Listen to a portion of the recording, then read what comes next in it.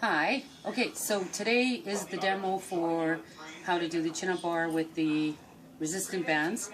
So you're going to use a chair. You're going to get up on the chair. And then my husband's going to put this on my bum. And I'm going to show you how to... behind. Doesn't sound good, bum. Okay, behind. And then I'm going to show you, and he's going to stand back and try to film everything, okay? So you put your chair so that you can get up. Okay, honey, put it under. Okay.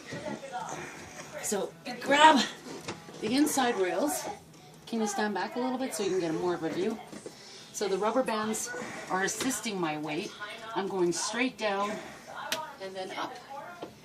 And you want to use your arms to get fully length so you don't shorten your muscles.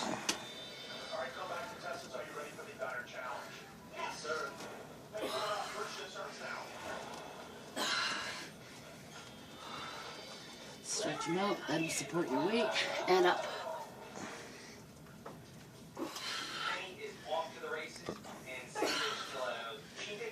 One more. Now make sure they don't slap you in the face, so keep your hand on them. And then you can release them. Okay, that's the demo. Thank you.